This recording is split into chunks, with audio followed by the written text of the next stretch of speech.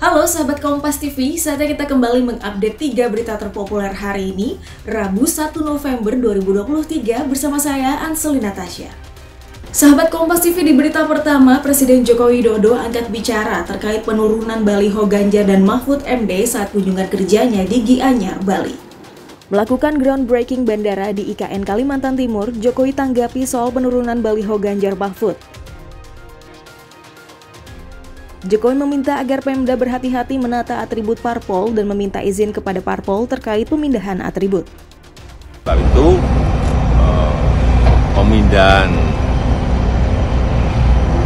beberapa atribut partai-partai itu mestinya pemerintah, kabupaten dan kota serta provinsi minta izin kepada pengurus partai di daerah, berkomunikasi dengan pengurus partai di daerah. Jangan sampai nanti terjadi miskomunikasi dan menjadikan semuanya tidak baik. Komisi 2 DPR RI menyetujui untuk merevisi peraturan Komisi Pemilihan Umum soal syarat Capres dan Cawapres.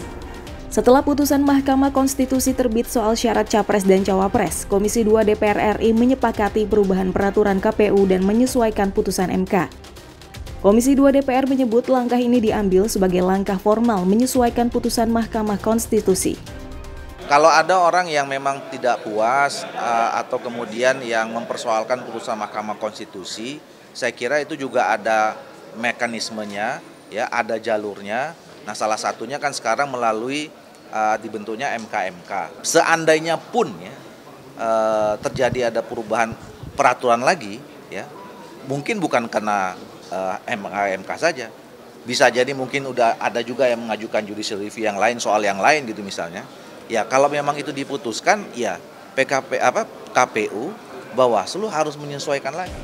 Anang Ahmad Latif menyebut mantan Menkominfo Johnny G. Plate seorang pengecut.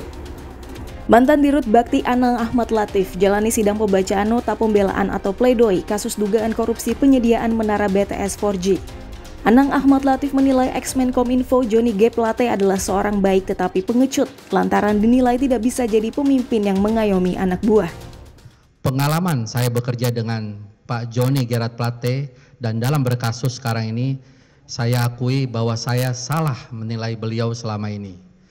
Beliau yang saya harapkan bisa sebagai pemimpin yang mengayomi dan bertanggung jawab kepada anak buah, tapi dalam kasus ini ternyata terbukti beliau hanyalah seorang baik, namun pengecut.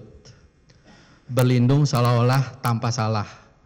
Apa yang terjadi ketika eksekusi di lapangan menjadi sepenuhnya tanggung jawab saya, menurut pengakuan beliau.